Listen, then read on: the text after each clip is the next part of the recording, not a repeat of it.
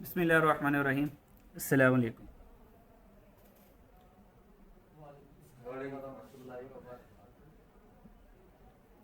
ठीक है जी। अच्छा जी, बच्चों लास्ट हम लोगों ने जो पढ़ा था ओवर हेड का चैप्टर हमने स्टार्ट किया था। ठीक है, तो हमने कहा था कि ओवर हेड में हमारे पास मल्टीपल डिपार्टमेंट्स होते हैं। कुछ प्रोडक्शन डिपार्टमेंट होंगे, कुछ सर्विस डिपार्टमेंट होंगे। ठीक है जी। तो हम क्या करेंगे, प्रोडक्शन डिपार्टमेंट के अपने खर्चे होंगे और कुछ कॉमन एक्सपेंसेस आ रहे होंगे। ठीक है, और कुछ सर्विस डिपार्टमेंट के खर्चे भी प्रोडक्शन डिपार्टमेंट में देंगे। क्यों देंगे जी? हालांकि पुत्र लगते हैं हमारे, क्यों देंगे? क्योंकि सर्विस डिपार्टमेंट किस वजह से आए हैं? प्रोडक्शन डिपार्टमेंट में। और एक्चुअली जो शर्ट की कॉस्ट में कौन सी कॉस्ट शामिल होगी? सिर्फ प्रोडक्शन डिपार्टमेंट की कॉस्ट शामिल होगी। देन अच्छा जी फिर हमने कहा कि ये जो हर एक डिपार्टमेंट के खर्चे कैलकुलेट करने, ये कैसे कैलकुलेट करेंगे? हमने कहा इसके लिए हमें ओवरहेड एब्जॉर्प्शन रेट कैलकुलेट करना पड़ेगा।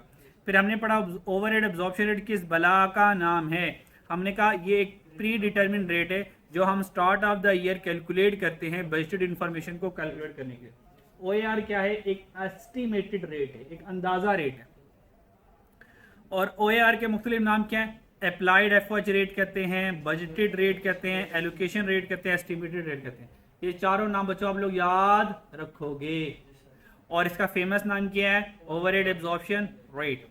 साइन। और ये जो ओवरहेड एब्जॉर्प्शन रेट होता है ये नॉर्मली किसके लिए होता है बच्चों? हाँ जी, ये किसके लिए होता है? फिक्स ओवरहेड पर यूनिट के लिए होता है।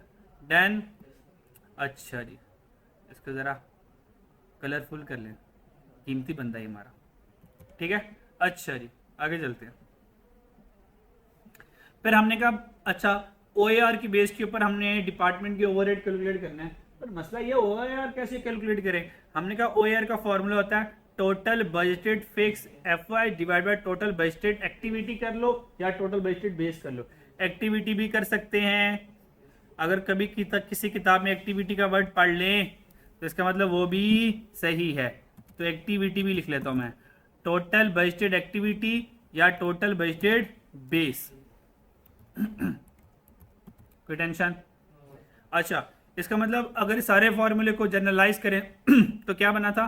Fix overhead divide by budgeted base. फिर मैंने कल बताया था 6 तरह की बेसिस होती हैं। OAR 6 तरह की बेसिस के ऊपर कैलकुलेट होता है। Labour our, machine our, unit produce, direct labour cost, direct material cost. और लेबर और मटेरियल को इकट्ठा करें तो प्राइम कॉस्ट बन जाती है। ठीक है, जिसके साथ कॉस्ट आया उसका OAR परसेंटेज में आता है। व्यास में लगती है। अच्छा जी, उसके बाद हमने एक क्वेश्चन सॉल्व किया था। यहाँ पे कुछ हमने ओवरहेड्स दिए थे, direct material, direct labour cost थी, और हमने क्या किया था? 6 की 6 बेसिस के OAR कैलकुलेट किए थे। ये कल तक का हमारा सारा सिनेरियो था बच्चों, यहाँ तक कोई टेंशन? ये पिछले एपिसोड का हमने क्या किया? रीकैप दिया था। आज के ड्रामे की नई एपिसोड में देखते हैं क्या होगा। सही है, तो today's episode we are going to discuss. अच्छा जी, आपके लिए एक क्विज आया है बच्चों। क्या आया है? एक क्विज आया। जरा क्विज को पढ़ें और जवाब दें। ये ना कहना हमारी तरफ से जवाब ही है।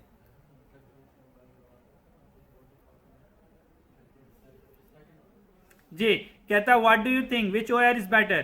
कहता बताएं OAR जब कैलकुलेट करना, calculate combine OAR for whole department. बच्चों ऊपर कितने डिपार्टमेंट थे? 5 थे, 3 प्रोडक्शन 2 सर्विसेज। क्या पांचों डिपार्टमेंट का इकट्ठा OAR कैलकुलेट कर लें या calculate separate OAR for each department, हर एक डिपार्टमेंट का? अच्छा, सर्विस डिपार्टमेंट का भी OAR कैलकुलेट करेंगे?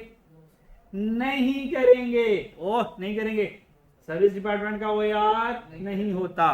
क्योंकि देखो मैंने ऊपर बताया था ना, हेलो बच्चों, कि सर्विस डिपार्टमेंट वाले खर्चे तो प्रोडक्शन डिपार्टमेंट में दे दूंगा। ये देखो, ये प्रोडक्शन डिपार्टमेंट है, ये तो सर्विस डिपार्टमेंट का एक्सपेंस, सर्विस डिपार्टमेंट का एक्सपेंस, सर्विस डिपार्टमेंट का एक्सपेंस आ रहा है।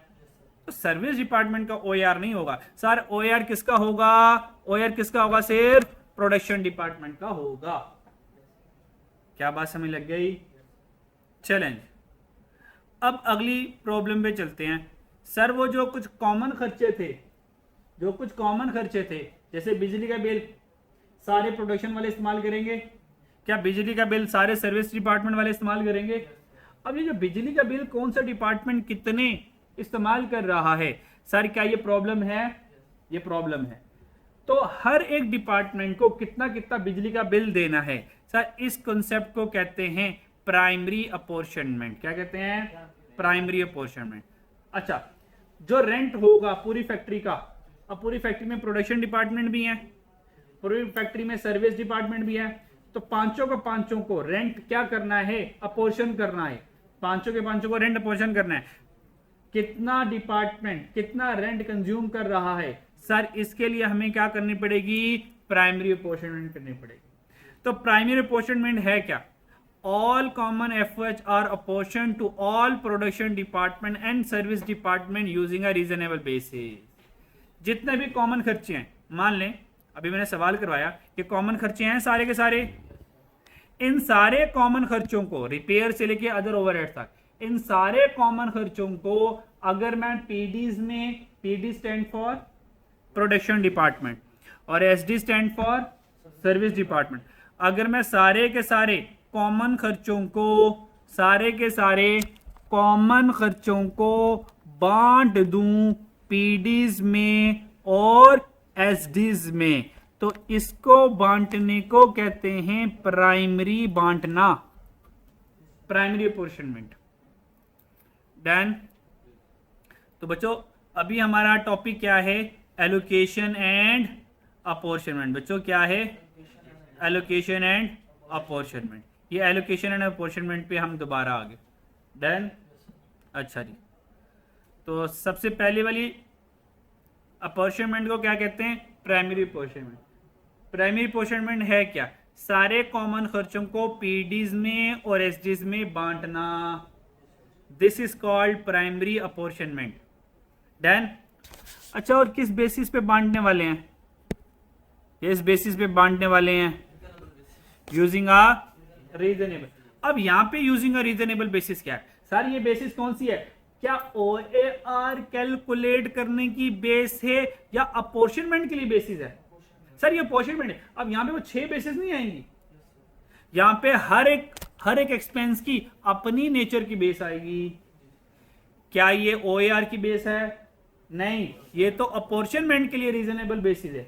तो जिस तरह का खर्चा होगा उस तरह की उसकी अपनी बेस होगी। ऐसे ही है। अब रीजनेबल बेस के ऊपर थोड़ी सी बात सुन लें। मान लें कि राइस कॉलेज वाले हैं, ये कहते हैं हमने ये देखना है कि हमारे पास फॉर एग्जांपल 10 रूम्स हैं, टोटल 10 या 15 रूम है।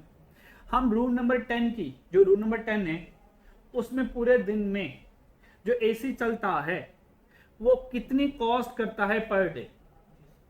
अब वो क्या करना चाह रहे हैं?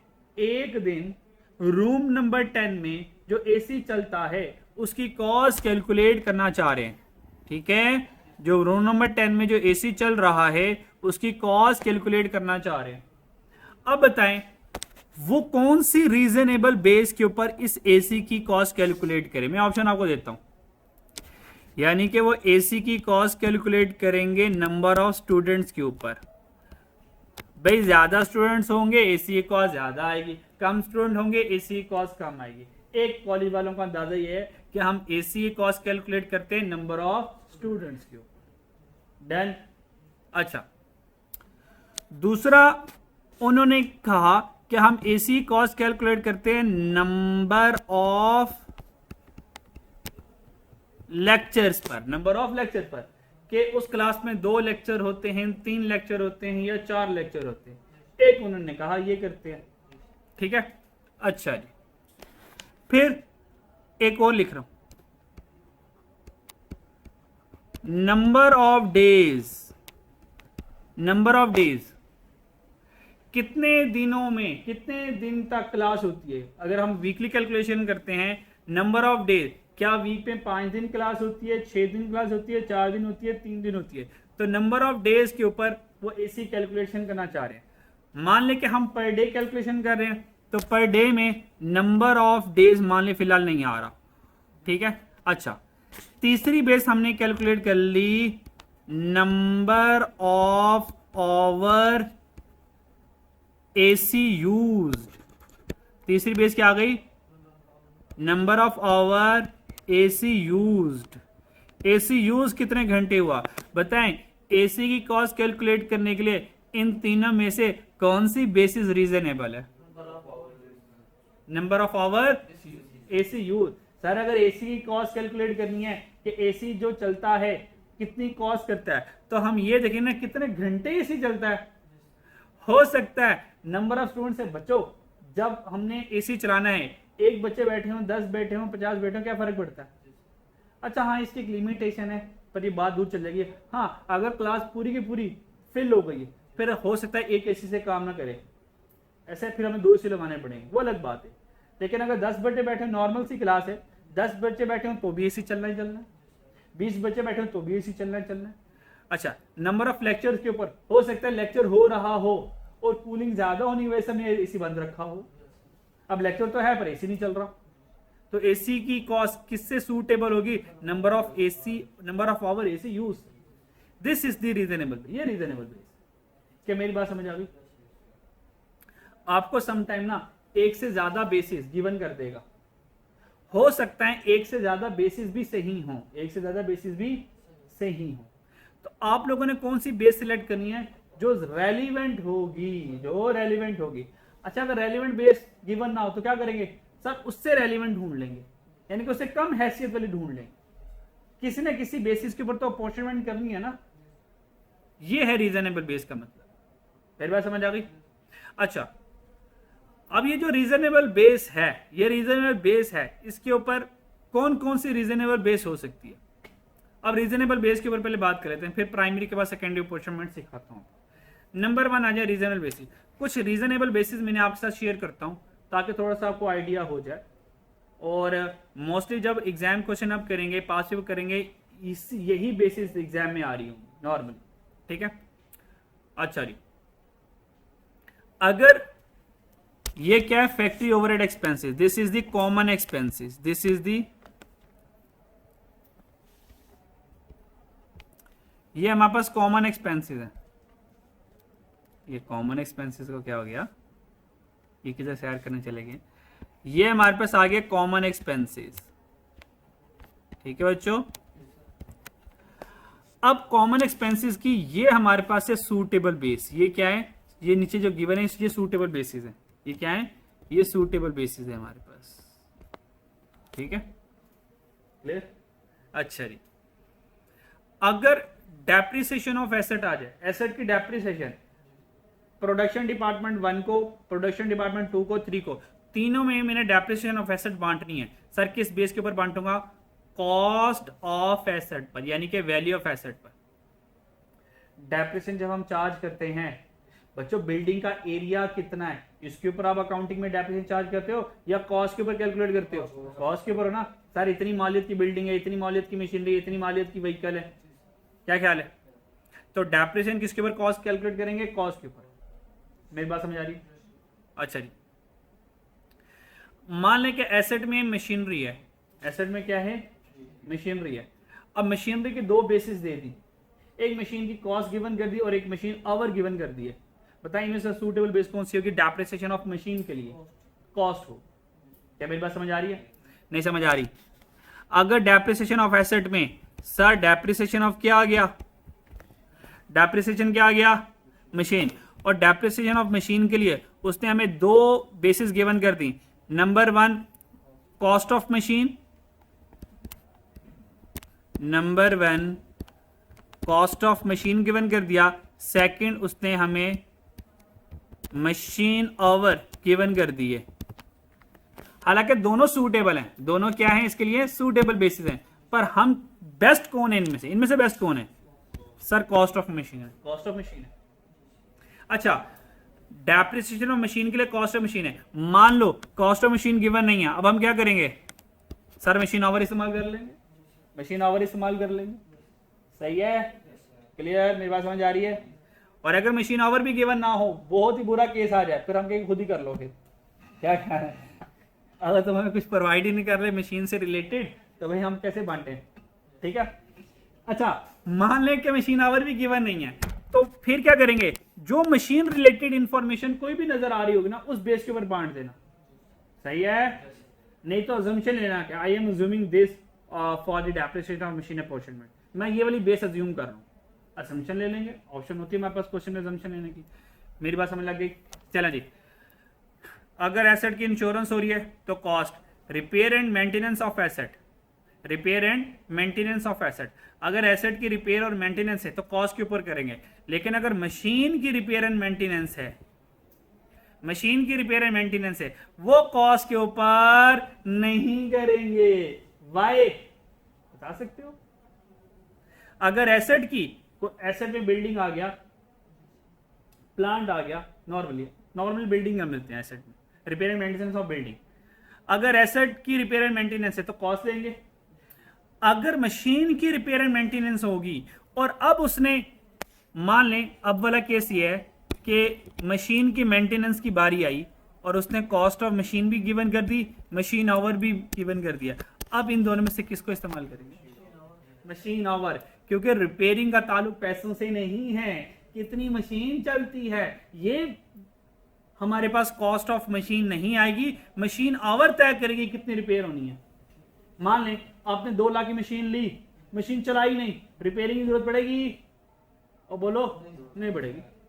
जैसे कि बाइक वाले और गाड़ी वाले इस बात को खूब जानते हैं कि हर 1000 किलोमीटर बाद बाइक की ट्यूनिंग और ऑयल चेंज करवाना पड़ता है, रिपेयरिंग एंड मेंटेनेंस करवानी पड़ती है हर 1000 किलोमीटर के बाद, ठीक है।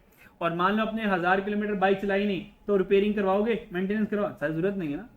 इसका मतलब अगर repairing and maintenance of machine आ जाए तो फिर cost of machine suitable base नहीं बनेगी, फिर मशीन आवर बनेगी। क्या मैं समझा पा रहा हूँ? आप समझ पा रहे हैं? ओके, मुश्किल बात, पक्की बात, आसान बात? Okay, next, building related. Sir building related कोई भी बात आ जाए, किससे रिलेटेड कोई भी बात आ जाए? बिल्डिंग रिलेटेड, बिल्डिंग रिलेटेड कोई भी बात आ जाए, या जब मैं इसको हाईलाइट करते हैं ऊपर क्यों चल जाता है? अब चेक करना, मैं ऊपर ही हाईलाइट करूंगा, देखना जरा, ये इसने ऊपर ही जाना होगा, ये देखना ऊपर हाईलाइट किया है ना। शरारतें करते हैं मेरे साथ। अच्छा जी, अगर बिल्डिंग रिलेटेड कोई भी एक्सपेंस आ जाए सर, उसके लिए सूटेबल बेस क्या बनेगी? एरिया या फ्लोर स्पेस। एरिया, ओए शरारत, अच्छा मैं हाईलाइट, भाई आपको हाईलाइट नहीं करता, अब नाराज ना हो, आप तो उछल कूद करना शुरू हो गया। असल में ये चलो रहने दो। अच्छा जी, तो मान लें बिल्डिंग का रेंट, सर रेंट किस बेस के ऊपर बांटूंगा? एरिया। मुझे ये बताएं, अब जब घर किराए में देते हैं, अब पूछते हैं सर आपका घर कितनी मालियत है क्योंकि मैंने रेंट तय करना है, या ये पूछते सर 5 मरले का घर है तो उसका रेंट अलग होगा, 10 मरले उसका घर रेंट अलग होगा, 7 मरले उसका रेंट अलग होगा, 1 नाले उसका रेंट अलग होगा। तो रेंट किस बेस के ऊपर होता है? वो बिल्डिंग की कॉस्ट कितनी है या बिल्डिंग का एरिया कितना है? सर एरिया कितना है, तो दैट्स वाई रेंट किस बेस के ऊपर होगा? एरिया के। बिल्डिंग की insurance, sir building insurance cost के ऊपर होगी कि कितनी बड़ी बिल्डिंग है, छोटी बिल्डिंग है, इसके ऊपर इंश्योरेंस होगी। हाँ, अगर छोटी बिल्डिंग है 5 मरला की है तो सर इंश्योरेंस कॉस्ट कम होगी, बड़ी बिल्डिंग है इंश्योरेंस कॉस्ट ज्यादा होगी। क्या मेरी बात समझ पा रहे हो? लाइटनिंग एक्सपेंस क्या होता है? लाइटनिंग एक्सपेंस, इसकी एक्सेप्शन बता रहा हूं। Lightning expense, if lightning points are not given, if lightning points are not given, अगर लाइटनिंग पॉइंट्स गिवन नहीं हैं। अच्छा पहले ये बता दूं, अगर लाइटनिंग पॉइंट्स गिवन है तो लाइटनिंग एक्सपेंस की सूटेबल बेस बनेगी लाइटनिंग पॉइंट्स। अगर लाइटनिंग एक्सपेंस गिवन है उसकी सूटेबल बेस कौन सी बनेगी? क्या मैं समझा पा रहा हूं? अगर ये लाइटनिंग पॉइंट्स गिवन नहीं है तो लाइटनिंग एक्सपेंस की अब सूटेबल बेस कौन सी बनेगी? ये फ्लोर एरिया, ये फ्लोर एरिया बनेगी। क्या मेरी बात समझ आई? अगर लाइटनिंग एक्सपेंस गिवन है और लाइटनिंग पॉइंट्स गिवन नहीं है तो फ्लोर एरिया, और अगर ये लाइटनिंग पॉइंट्स गिवन है सर लाइटनिंग एक्सपेंस के लिए सूटेबल बेस क्या बनेंगी? ये लाइटनिंग पॉइंट्स बनेंगे। मेरी बात समझ आ गई? What's the meaning of lightning expense? Sir इसका मतलब क्या? लाइटनिंग एक्सपेंस का मतलब छत देख रहे हो अपनी, ऊपर छत देखो देखो देखो देखो, बल्ब लगे हुए हैं सर, ये लाइटनिंग एक्सपेंस है। प्रोजेक्टर लगा हुआ है लाइटनिंग एक्सपेंस है, वो पंखा लगा हुआ है, ये लाइटनिंग एक्सपेंस। मुझे बताएं लाइटनिंग जो होती है ये बिल्डिंग की कॉस्ट के ऊपर डिपेंड करेगी या बिल्डिंग कितनी बड़ी है उसके ऊपर डिपेंड करेगी? 5 मरला है ना, तो 5 मरला में लाइटें शाइटें कम होगी। 10 मरला की बिल्डिंग है तो लाइटें ज्यादा, एक किनाल लाइटें और ज्यादा, 2 किनाल लाइटें और ज्यादा। क्या मेरी बात समझ आ रही? लाइटनिंग पॉइंट्स क्या होते हैं? वो स्विच नजर आ रहे हैं, वो स्विच नजर आ रहे हैं सर, ये लाइटनिंग पॉइंट्स, ये लाइटनिंग पॉइंट्स। और अगर लाइटनिंग पॉइंट्स गिवन है तो उस लिहाज के ऊपर मैं बांटूंगा, नहीं गिवन तो एरिया के ऊपर बांटूंगा। सही? ओके। रिपेयर मेंटेनेंस बिल्डिंग की रिपेयर एंड मेंटेनेंस, जितनी बड़ी बिल्डिंग रिपेयर मेंटेनेंस ज्यादा। मान लें मैंने पूरी बिल्डिंग में व्हाइट वॉश करवाना है, छोटी बिल्डिंग व्हाइट वॉश के ऊपर खर्चा कम, बड़ी बिल्डिंग व्हाइट वॉश का खर्चा ज्यादा। सर ऊपर बिल्डिंग नहीं थी सर, मशीन थी सर। बिल्डिंग कौन सी रन करती है? Repair and maintenance of asset, अगर repair and maintenance of asset आ गया, ठीक है, तो वैल्यू ऑफ कॉस्ट के ऊपर लेंगे। एक्सेप्ट मशीन कर लो और एक्सेप्ट बिल्डिंग भी कर लो, बेशक लिख लो, कोई मसला नहीं है, चीज़ें हमारे काबू में है। जहाँ भी आपको लगेगा कंट्राडिक्शन आ रही है तो हम उसको से एक्सेप्ट मशीन एंड बिल्डिंग। अच्छा, एक हार्ड एंड फास्ट रूल नहीं, आपको पता है कॉस्ट अकाउंटिंग कोई थंब रूल नहीं होता, ठीक है। जैसे चीज़ें पुरानी हिस्टोरिकली चली आ रही हैं वैसे ही हम चला रहे होते हैं, ठीक है।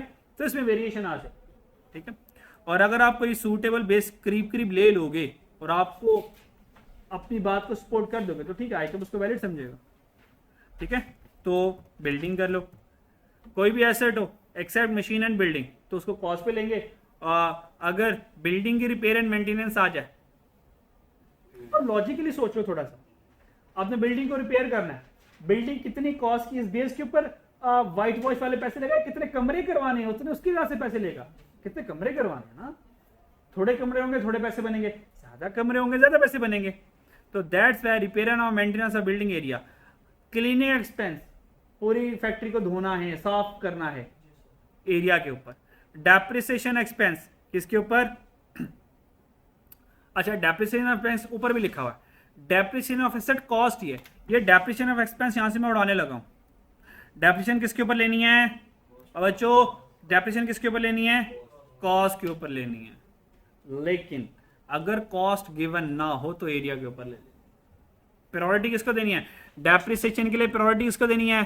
कॉस्ट। अगर कॉस्ट गिवन नहीं है तो सर फिर एरिया के ऊपर भी ले सकते हैं। पहले नंबर पर डेप्रिसिएशन के लिए कॉस्ट है, अगर कॉस्ट गिवन ना हो तो डेप्रिसिएशन एक्सपेंस के लिए सेकंड नंबर पर जो सूटेबल बेस बनेगी वो एरिया बनेगी। मेरी बात समझ आ गई? क्या ये डेप्रिसिएशन का वर्ड यहाँ पे आपको कंफ्यूज कर रहा है? क्योंकि ऊपर डेप्रिसिएशन ऑफ एसेट कॉस्ट लिखी हुई है, इधर depreciation of expense flow area लिखी हुई है। ऊपर क्या समझ लगती है? अच्छा है। और ये डेप्रिसिएशन बच्चों किसकी है? बिल्डिंग की है, ठीक है। तो बिल्डिंग के डेप्रिसिएशन की भी कॉस्ट के ऊपर लेके जाऊंगा। अगर कॉस्ट नहीं है तो डेप्रिसिएशन एक्सपेंस है। यहां पे लिख दूं डेप्रिसिएशन एक्सपेंस एरिया तब होगी if cost of asset is not given. लिख दूं इफ कॉस्ट ऑफ बिल्डिंग, क्योंकि वो कभी कभी सवालों में गिवन नहीं करेगा। If cost of building is not given. और अगर कुछ समझना है अजम्पशन ले सकते हो। हीटिंग एंड कूलिंग, पूरी फैक्ट्री को एसी सेंट्रलाइज एसी करना है तो सर वो एरिया के ऊपर जाएगा। डैन आ गया। जो मशीन की मेंटेनेंस रिपेयर बता चुका, नंबर ऑफ मशीन आवर्स के ऊपर ले जाएंगे, कोई टेंशन। आगे चलते हैं। कौन कौन से एक्सपेंस की base total number of employees बनेंगे? कौन कौन से एक्सपेंस की base total number of employees बनेंगे?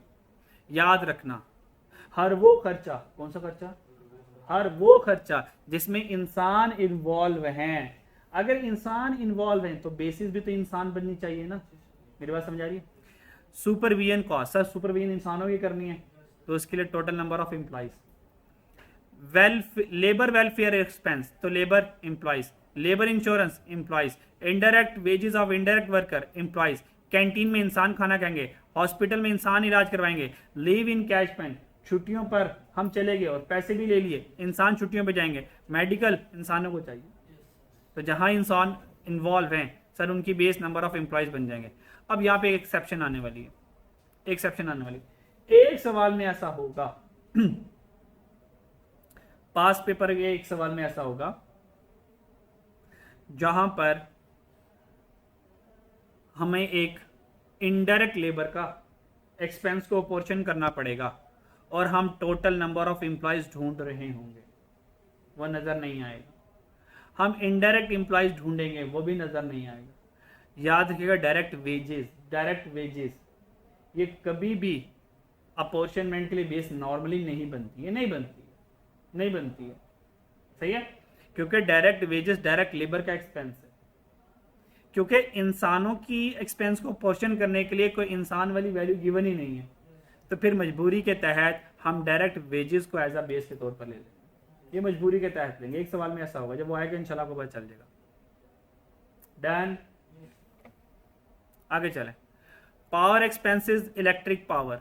ये जो पावर एक्सपेंसेस और इलेक्ट्रिक पावर होते हैं, ये हैवी ड्यूटी टरबाइंस के लिए होती है, बड़ी बड़ी, जैसे कि मंगला डैम, तड़बेला डैम है। अब जो बड़ी बड़ी टरबाइंस लगी होंगी तो वो बिजली के वर्ड यूज नहीं, उनके लिए हॉर्स पावर आज यूज होता है।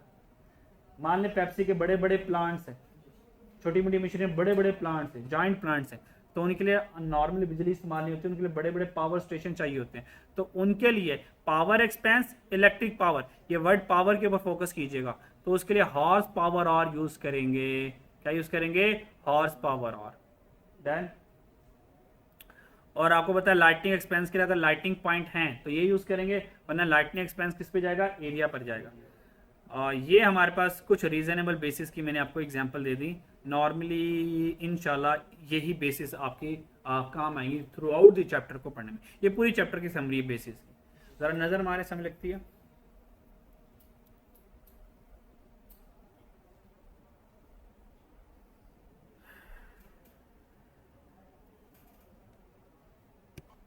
जी बच्चों, कर लोगे?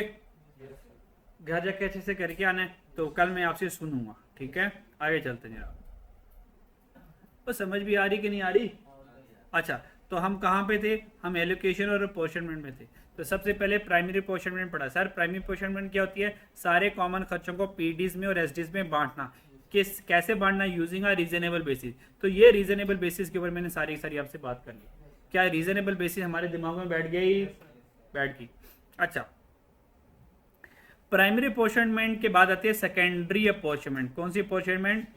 सेकेंडरी को रीअपोर्शनमेंट भी कहते हैं। सेकेंडरी अपोर्शनमेंट वही है जो मैंने आपको पहले ऊपर बता दी थी कि जितने भी सारे सर्विसेज डिपार्टमेंट होंगे, सर्विस डिपार्टमेंट का बर्डन कौन उठाएगा? प्रोडक्शन डिपार्टमेंट होगा। देखो मैंने यहाँ पे क्या सिखाया था कि प्रोडक्शन डिपार्टमेंट के अपने खर्चे होंगे, फिर हम कॉमन एक्सपेंसेस को बांटेंगे। कॉमन बिल जिसको मैंने कहा था, इलेक्ट्रिसिटी बिल था ना, ये कॉमन एक्सपेंस था। फिर हमने क्या किया? कॉमन एक्सपेंसेस को, इसको मैं जरा कॉमन एक्सपेंसेस कर लेता हूँ। C for common, E for expense. Common expenses को बांटना। कॉमन एक्सपेंसेस बांटने को कहते हैं प्राइमरी अपोर्शनमेंट। क्या कहते हैं? Primary apportionment. फिर सर्विस डिपार्टमेंट के खर्चे भी प्रोडक्शन डिपार्टमेंट बांटना, इसको कहते हैं सेकेंडरी अपोर्शनमेंट। क्या कहते हैं? Secondary apportionment. तो what is the primary apportionment? सारे कॉमन खर्चों को पीडीज में बांटना। What is the secondary apportionment? Service department के खर्चों को प्रोडक्शन डिपार्टमेंट में बांटना इज कॉल्ड सेकेंडरी अपोर्शनमेंट। बच्चों समझ आई? तो what is secondary? Transfer all FOH of service department to production department using a reasonable basis. ये बेसिस क्वेश्चन में बताएगा। चलो जल्दी से बताओ फिर प्राइमरी अपोर्शनमेंट क्या होती है?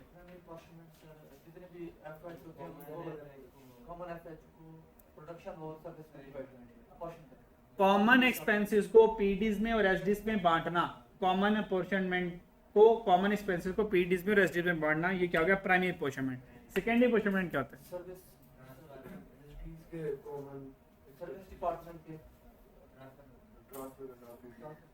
वो इतनी मुश्किल उर्दू तो नहीं है। सर्विस डिपार्टमेंट के खर्चों को पीडीज में बांटना सेकेंडरी अपोर्शनमेंट होती है। डन। जब मैं सेकेंडरी अपोर्शनमेंट कर लूंगा तो सर सारे के सारे प्रोडक्शन डिपार्टमेंट के एफओएच रह जाएंगे। क्या करेंगे? सारे प्रोडक्शन डिपार्टमेंट के एफओएच रह जाएंगे। जब सारे के सारे प्रोडक्शन डिपार्टमेंट के एफओएच रह जाएंगे, फिर हर एक प्रोडक्शन डिपार्टमेंट का सेपरेटली ओएआर कैलकुलेट करूंगा। मेरी बात समझ आ गई? अब ये जो सारी जबानी बातें की है ना, अब इनको जरा आपको ज़ियारत करवा देता हूँ। ज़ियारत करना चाहेंगे सर? ज़ियारत करना चाहेंगे? चलें जी, आए ज़ियारत करते हैं। इसको कहते हैं एफआई डिस्ट्रीब्यूशन शीट। क्या कहते हैं? FI distribution sheet. मान लें सबसे पहले मैं एलोकेशन करने लगा हूँ। एलोकेशन का मतलब होता है इन एक्सपेंस को अपने एलोकेट करना है। नंबर 1 क्या है? Indirect material. Sir indirect material common expense है ना? देखो उसको ए बी सी ये 3 प्रोडक्शन डिपार्टमेंट है, एक्स वाई 2 सर्विस डिपार्टमेंट है। तो देखो मैंने इस कॉमन एक्सपेंस को तीनों में बांट दिया, तीनों प्रोडक्शन में बांट दिया, दोनों सर्विस में बांट दिया। फिर इनडायरेक्ट वेजेस कॉमन एक्सपेंस है, उसको मैंने पांचों में बांट दिया। ये मेरा कहलाएगा प्राइमरी अपोर्शनमेंट। डन। अच्छा जी, कुछ कॉमन एक्सपेंसेस ऐसे होंगे एग्जामिनर हमारे ऊपर मेहरबान हो जाएगा, सर वो हमें पहले ही गिवन कर देगा। जब वो गिवन कर देगा तो उनकी सूटेबल बेस की जरूरत नहीं पड़ेगी, वो सेपरेट एज इट इज ही लिख दूंगा क्योंकि वो गिवन कर दिए हुए उसने, ऑलरेडी उसने पोर्शन करके दिए हुए हैं। कुछ ऐसे एक्सपेंसेस होंगे जिनके कॉमन एक्सपेंसेस को ये सूटेबल एरिया देखो आ गया, सूटेबल बेस आ गई। फैक्ट्री का रेंट था, एरिया के बेस के ऊपर पांचों में बांट दिया। बजटिंग रिलेटेड एक्सपेंस एरिया के ऊपर, आहो यार ये बजटिंग नहीं है यार, क्या हो गया? ये क्या होना चाहिए? क्या होना चाहिए? हाँ ये बिल्डिंग होनी चाहिए। बिल्डिंग रिलेटेड एक्सपेंसेस एरिया के ऊपर पांचों बांट दिया। Depreciation of asset, value of asset पांचों के ऊपर बांट दिया।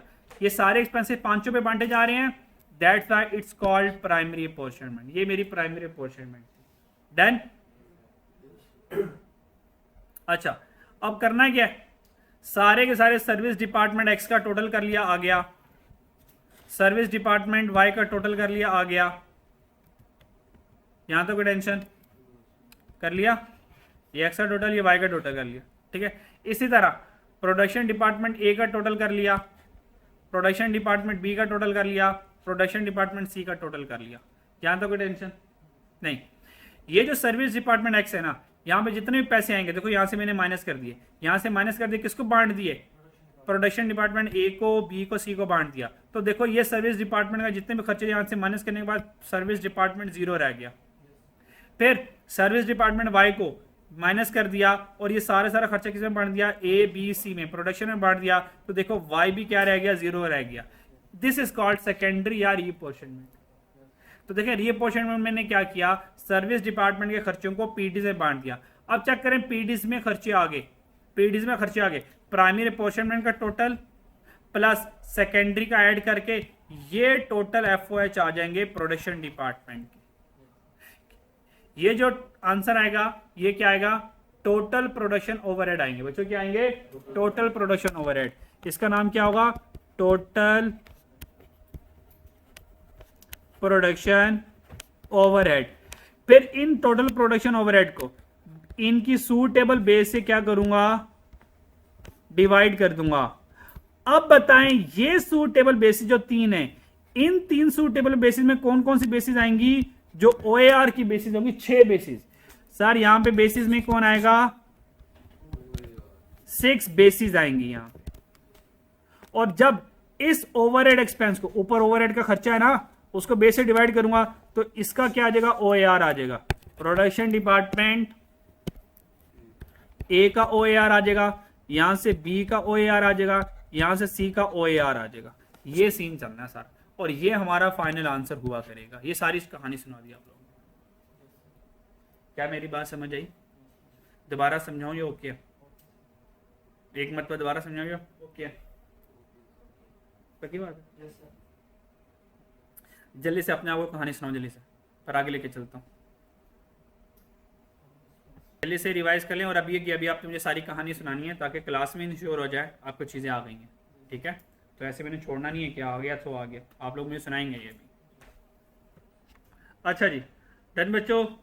चलो जल्दी से बता दो प्राइमरी अपोर्शनमेंट क्या होती है?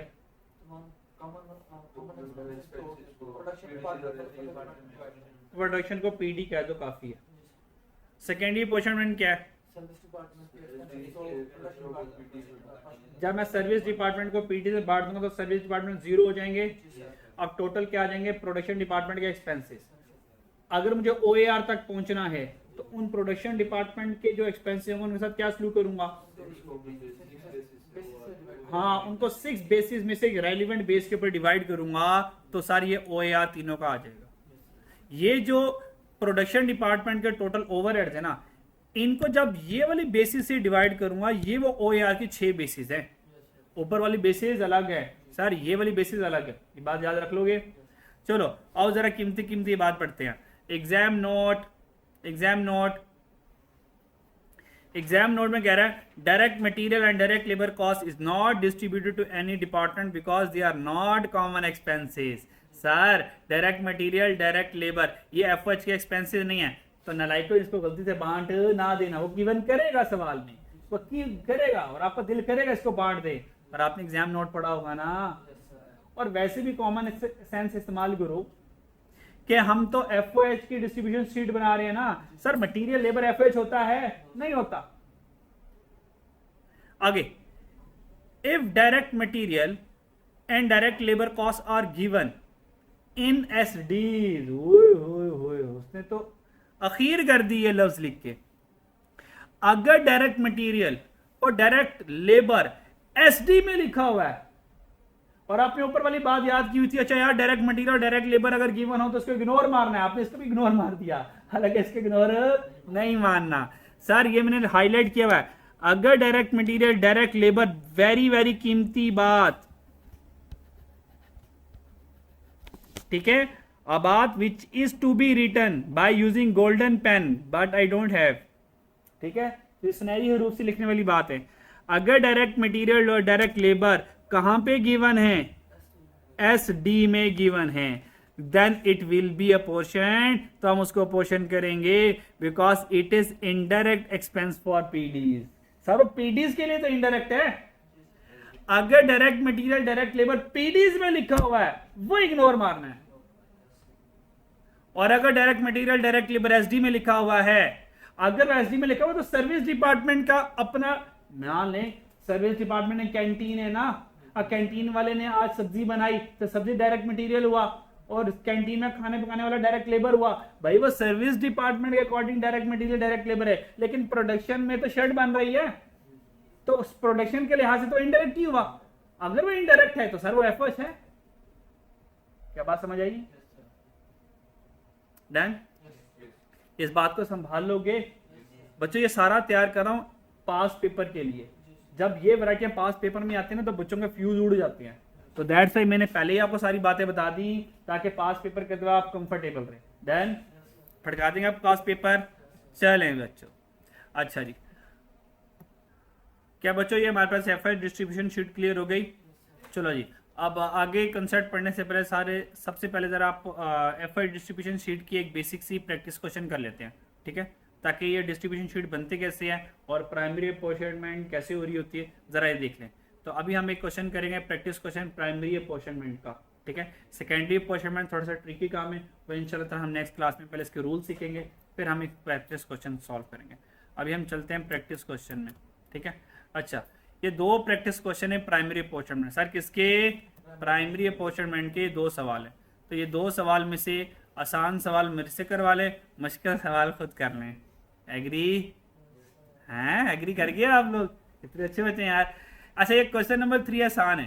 क्वेश्चन नंबर 3 सीधा साधा, ये हाथ सीधा करने के लिए, सही है, इसमें कुछ भी नहीं करना। आपने क्या करना है, ये कॉमन एक्सपेंसेस नजर आ रहे हैं, सुपरविजन कॉस्ट, कैपिटल कॉस्ट, तो इनको मशीन 1 और मशीन 2 में क्या करना है, अपोर्शन करना है, ठीक है। फिर calculate machine hour rate for each machine, तो हर मशीन के लिए मशीन आवर रेट निकाल लेना है। ओए मशीन आवर रेट, ये मशीन आवर रेट क्या बता रहा है मुझे? ये मशीन आवर रेट क्या बता रहा है मुझे? जब आप सारे के सारी मशीन 1 के टोटल खर्चे कर लोगे, वो टोटल प्रोडक्शन ओवरहेड होगा, वो टोटल प्रोडक्शन ओवरहेड होगा, और उसको डिवाइड करोगे मशीन आवर से, तो मशीन आवर रेट आ जाएगा।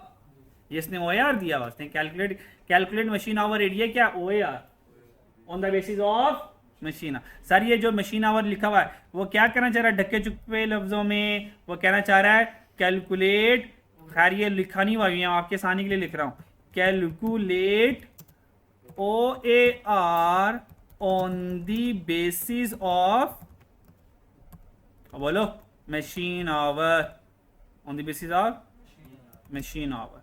वो इसने ये कहना चाह रहा है असल में, पर उसने इतनी इंग्लिश लिख दी तो सारी ये बात तो पूरे मोहल्ले को पता चल जाएगी ना।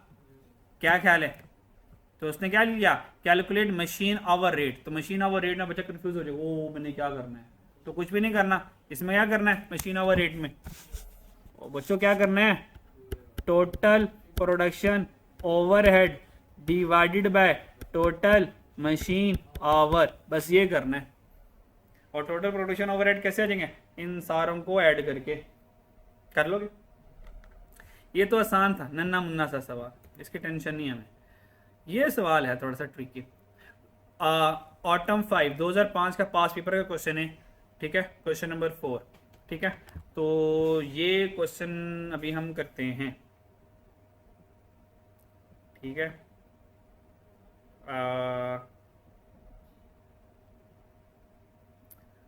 जल्दी से नजर मार लो जी, जल्दी से रीडिंग कर लें।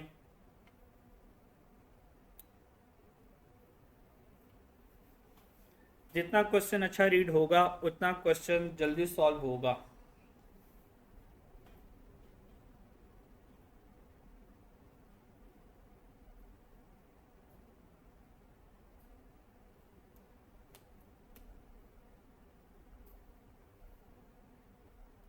क्वेश्चन नीचे करूं,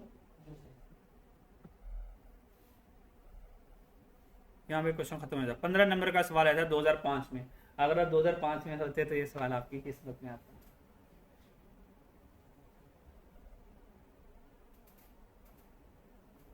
तब तक तो आप होंगे ना, हाँ हाँ, तब तो तेरी हैप्पी बर्थडे थी।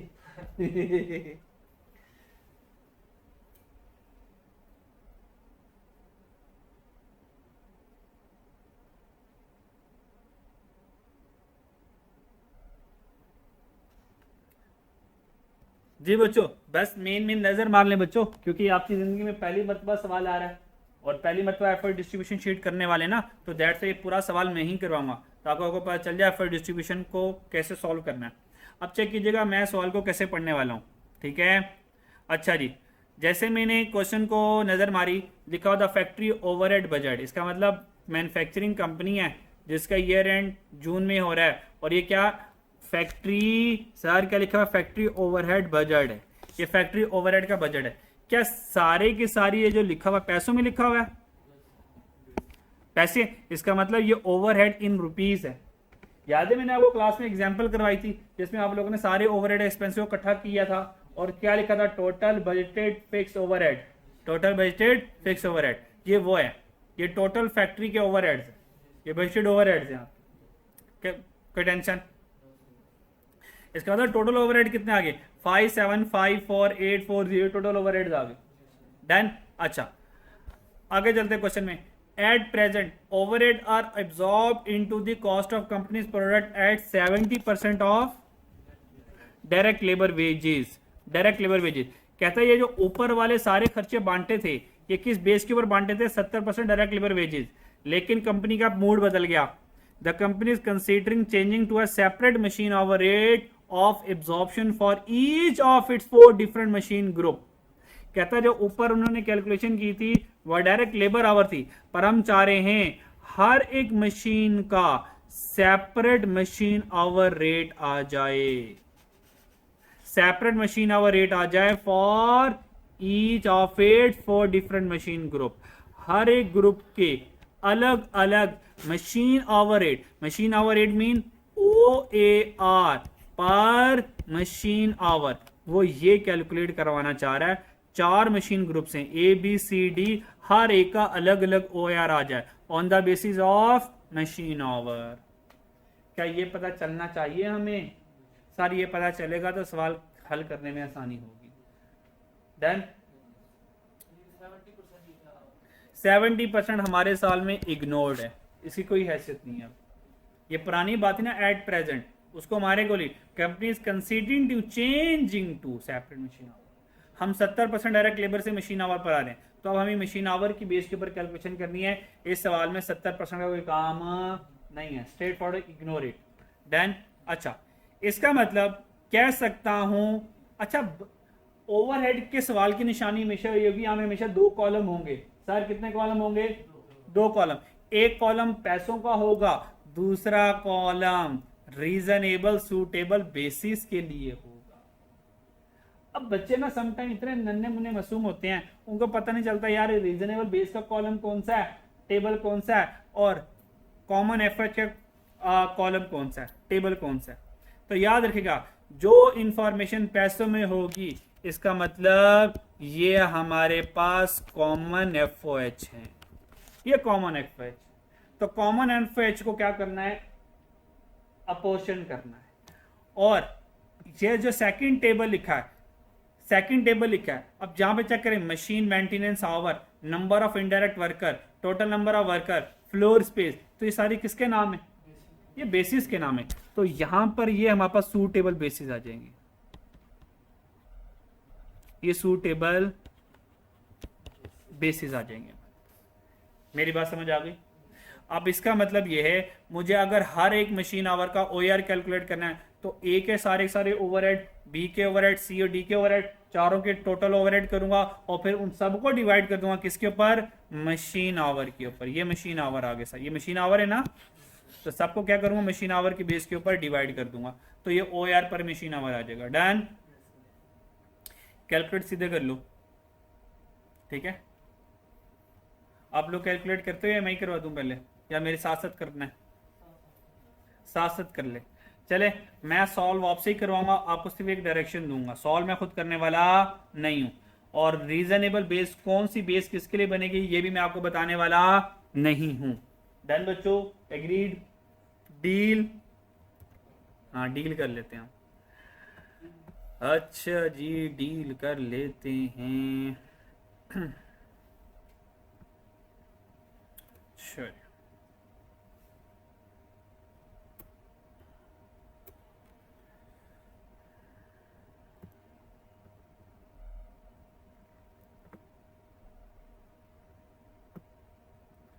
शुरू में थोड़ी सी मैं आपकी हेल्प करूंगा, बाकी आप लोगों ने बच्चों खुद ही हिम्मत करनी है।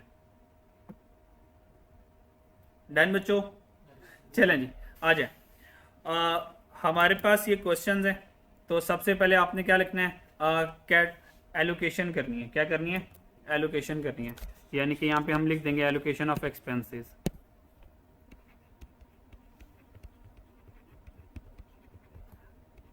Allocation of allocation of common expenses. Done बच्चों? उसके बाद लिख लेंगे बेस। ये एफआई डिस्ट्रीब्यूशन शीट की क्या है? फॉर्मेट है बच्चों। क्या ये फॉर्मेट है? अच्छा जी, तो सेकंड पे बेस लिख लिया, थर्ड पे आपने लिखा टोटल अमाउंट। क्या लिखनी है? टोटल अमाउंट लिखनी है, यानी कि कितनी अमाउंट को हमने पोर्शन करना है। उसके बाद हम लिखेंगे हमारे पास जो प्रोडक्शन डिपार्टमेंट्स होंगे। तो प्रोडक्शन डिपार्टमेंट में कौन कौन है? प्रोडक्शन डिपार्टमेंट ए है, बी है, सी है और डी है, ठीक है जी। और ख़त्म कहानी, दी एंड, ठीक है बच्चों? अच्छा जी, नंबर 1 पर आ जाए, 1 बाय 1। अब सबसे पहले देखें, इनडायरेक्ट वेजेस कॉमन एक्सपेंस है, इनडायरेक्ट वेजेस कॉमन एक्सपेंस है, तो ठीक है। इनडायरेक्ट वेजेस और अमाउंट कितनी है? 162920। तो पहला वाला एक्सपेंस क्या था? इनडायरेक्ट वेजेस, यही था। तो इनडायरेक्ट वेजेस आ गया और अमाउंट क्या थी? 1627,920, ये हमारे पास अमाउंट, ठीक है। अब मुझे जल्दी से बताएं, इनडायरेक्ट वेजेस है, इनडायरेक्ट वेजेस के लिए ये मेरे पास सूटेबल बेसिस है। बता कौन सी बेस पिक करूंगा? कौन सी बेसिस पिक करूंगा? इनडायरेक्ट वेजेस, इनडायरेक्ट वेजेस है ना, इनडायरेक्ट वेजेस है, तो इनडायरेक्ट वेजेस के लिए क्या पिक करूंगा जी? इसके लिए मैं ये यूज करूंगा 1 वाले के लिए, number of indirect wages. Indirect worker को इनडायरेक्ट वेजेस मिल रही होंगी ना, तो सर चेक करें हमारे पास कौन सी बेसिस गिवन है? रेशियो गिवन है 6, 6, 2, 2, 16। इसका मतलब इस रेशियो की बेस के ऊपर मैं करूंगा एलोकेट करूंगा, अपोर्शन करूंगा, किसको? इनडायरेक्ट वेजेस को। तो हमने बेस कौन सी ढूंढी? नंबर ऑफ इनडायरेक्ट वर्कर, तो तो हमने जो बेस ढूंढी वो ढूंढी नंबर ऑफ इनडायरेक्ट वर्कर, तो यहाँ पे हम ढूंढ लिया नंबर ऑफ इनडायरेक्ट वर्कर, यहाँ तो कोई टेंशन, ठीक है। और रेशियो हमारे पास क्या बनी थी 6:6:2:16, 6:6:2:16, यानी कि 6:6:2:2, ऐसे ही है। और टोटल क्या बना था 16 बना था। अब बताएं ए का हिस्सा कितना है 16 में से 6, बी का हिस्सा 16 में से 6, सी का 2 और 2। अब मुझे ए को बांटना है, तो पहले वाला मैं आपको बांटना सिखा देता हूं, बाकी आप लोग खुद ही करेंगे इंशाल्लाह, ठीक है। इसका मतलब कि जो ए का टोटल अमाउंट कितनी है 1627920 और ए का हिस्सा कितना 6/16, ठीक है। तो ए की कैसे मैं अप्रोक्सीमेट करूंगा ये देख लें जरा। तो आप करेंगे 6/16 मल्टीप्लाई टोटल अमाउंट 1627920, और बी के लिए क्या करेंगे जरा सेम, बी के लिए सेम ही आ जाएगा। और सी के लिए करेंगे 2/16 मल्टीप्लाई टोटल अमाउंट 1627920, और डी के लिए भी वही आएगा। एग्री, समय लग गया, अब कर लिया करोगे बाकी। पहले वाला आंसर बताओ 610,470, बी के लिए भी यही होगा 610,470 क्योंकि रेशियो सेम है। और सी के लिए 203,490,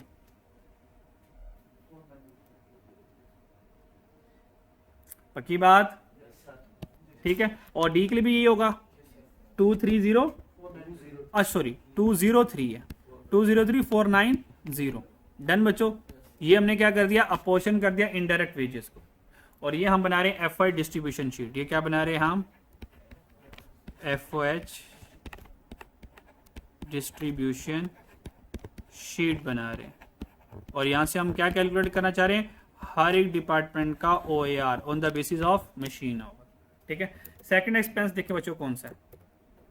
सेकंड एक्सपेंस आ गया हमारे पास लेबर, ठीक है। तो इंश्योरेंस है, और इंश्योरेंस किसी करवा रहे हैं लेबर, तो लेबर इंसान है तो बेसिस भी इंसानों वाली यूज करेंगे। तो सबसे पहले हम लिख लेते हैं इंश्योरेंस, ठीक है जी। तो इंश्योरेंस करवाना जा रहे हैं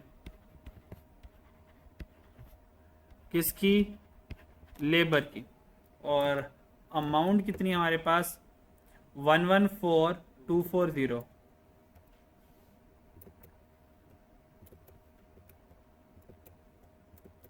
अच्छा जी, अमाउंट आ गई 114,240।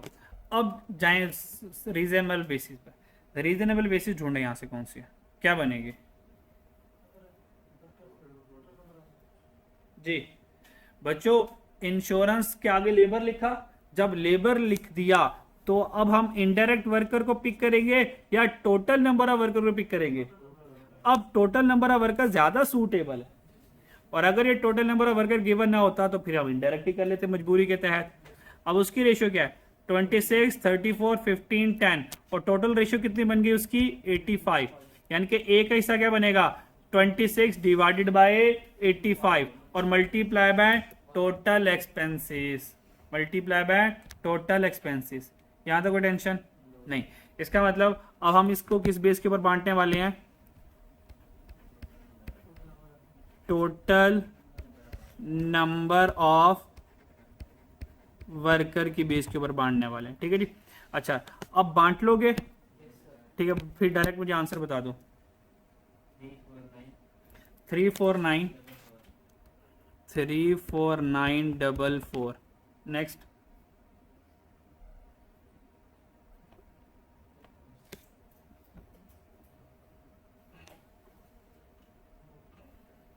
ओ अच्छा, आपको यार नजर ही नहीं आ रहा सवाल, माजरत। आगे 34 डिवाइडेड बाई 85 है, क्या आंसर आया। अच्छा मैं बुक शॉप के डॉक्यूमेंट रखवा दूंगा तो ये ले लीजिएगा, फिर आपके पास क्वेश्चन है नहीं। अच्छा नेक्स्ट देख लो क्या है 15/85, 15/85 201 20160 और नेक्स्ट हमारे पास क्या बनेगा 13440, 13440, ठीक है। ये हमने इंश्योरेंस लेबर एक्सपेंस को क्या कर दिया, अपोर्शन कर दिया ABCD में, यहाँ तो कोई टेंशन नहीं। अच्छा अब देखते हैं नेक्स्ट एक्सपेंस क्या है, सुपरविजन कॉस्ट, ठीक है, तो लिख लेते हैं सुपरविजन कॉस्ट। अच्छा जी,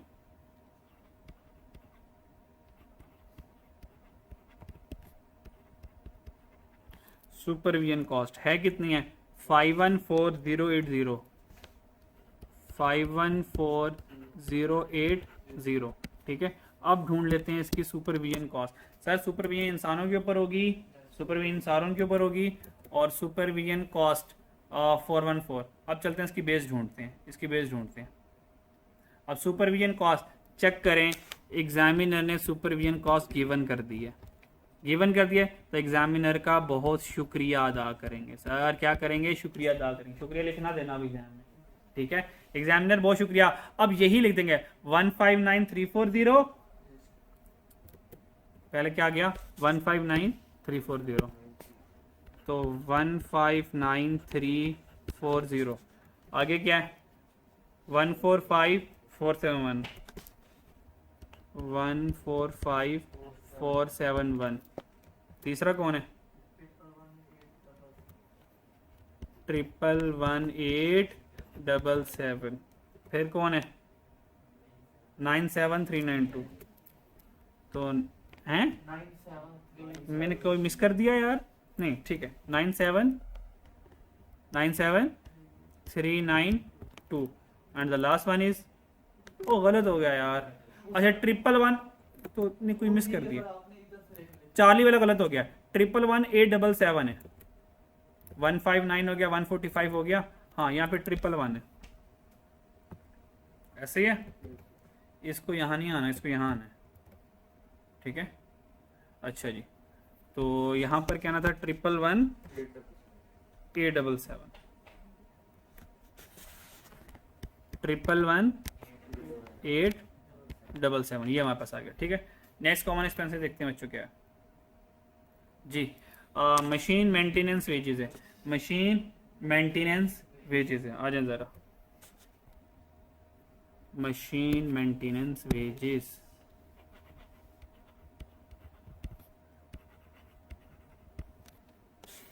अच्छा जी, मशीन मेंटेनेंस, और अमाउंट कितनी है 485,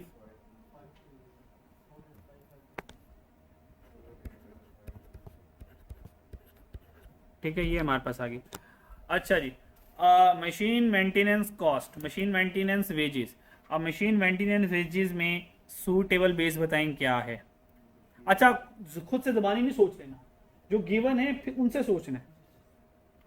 चलें जी, मशीन मेंटेनेंस वेजेस है, अब चेक करो मशीन वाली इंफॉर्मेशन कौन कौन सी है।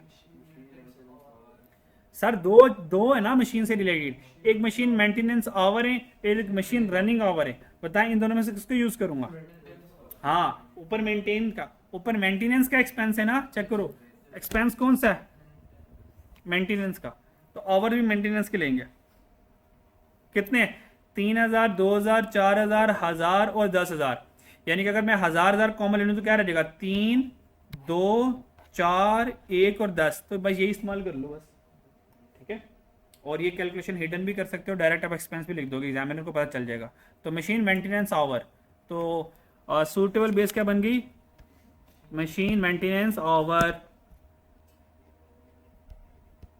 मशीन मेंटेनेंस आवर, ठीक है। अच्छा जी, मशीन मेंटेनेंस आवर में हमने कैलकुलेट करना है 485520 मल्टीप्लाई बाय 3 डिवाइडेड बाय 10, और आंसर बताएं क्या आता है।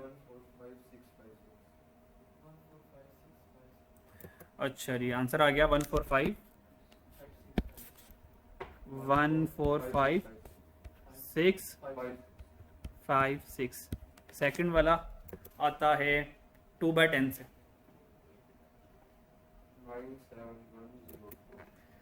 97104, 97104, फिर अगला आता है 4/10 से जी 194208 and the last one is 1/10 से 48552 48552 आ गया हमारे पास। ठीक है जी। अच्छा जी आगे चलते हैं। नेक्स्ट हमारे पास क्या आ गई, सप्लाईज आ गई, सप्लाईज आ गई। ठीक है अच्छा जी सप्लाईज आ गई हमारे पास।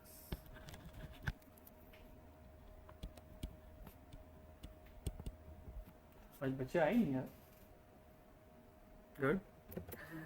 अच्छा जी सप्लाईज आ गई। सर सप्लाईज के लिए सूटेबल बेस ढूंढें, सप्लाईज के लिए सूटेबल बेस ढूंढें। ओ मुबारका, गिवन अगेन, शुक्रिया। तो ठीक है पहले लिखेंगे 118634 और यहाँ पे हम रेफरेंस क्या देंगे, रेफरेंस क्या देंगे, बेस का गिवन। और ये वाले भाई साहब भी क्या थे, गिवन थे। ठीक है जी। और टोटल अमाउंट कितनी है इसकी वो ज़रूरत नहीं है हमें, बस डायरेक्ट क्वेश्चन मारें। पहला क्या आएगा 118634, तो 118634 79089। ओह ये क्या हो गया,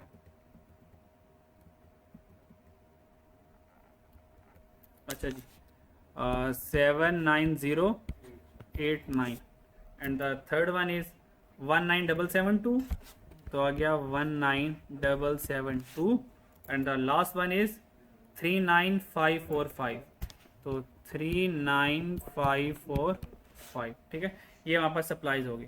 अच्छा उसके बाद क्या आ गया पार। अच्छा जी पार कितना है 828240, तो हमारे पास नेक्स्ट आ गया पार आ गया कितना था 828240, पक्की बात है।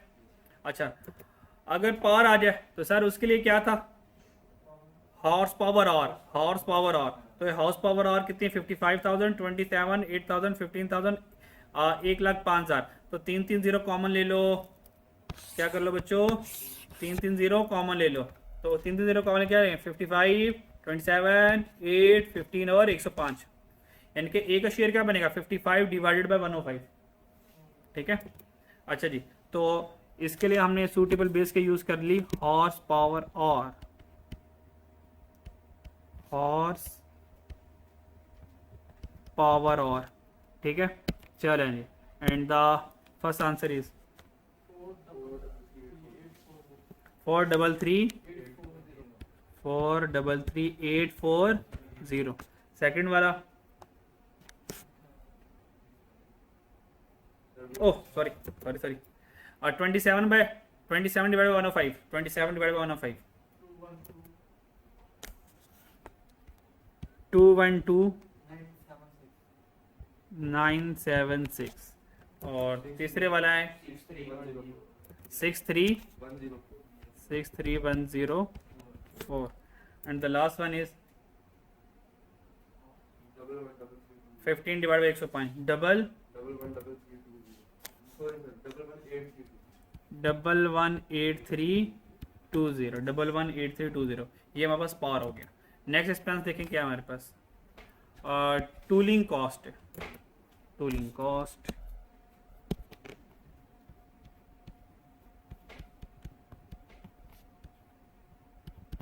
और टूलिंग कॉस्ट है कितनी है 285,600 285,600। ठीक है अच्छा जी टूलिंग कॉस्ट की सूटेबल बेस ढूंढ के हैं बच्चों हैं गिवन है याशी प्रोग्राम 115958, तो टूलिंग कॉस्ट भी गिवन है हमारे पास, बड़ी अच्छी बात है ये 115958, तो टूलिंग कॉस्ट भी हमारे पास क्या है गिवन है। ठीक है तो हमने क्या दिया you are given in the question जी। पहला वाला आंसर क्या है 115958 115958 88 8804 55832। अगला याद कर लो आप, 55832। नेक्स्ट क्या है? 25768। तो ये हमारे पास टूलिंग कॉस्ट का एक्सपेंस आ गया। ठीक है जी, आगे चलते हैं। अच्छा जी, बिल्डिंग इंश्योरेंस आ गई, बिल्डिंग इंश्योरेंस आ गई। आपको पता है इंश्योरेंस बिल्डिंग किसके ऊपर होती है? बताइए आगे। हाँ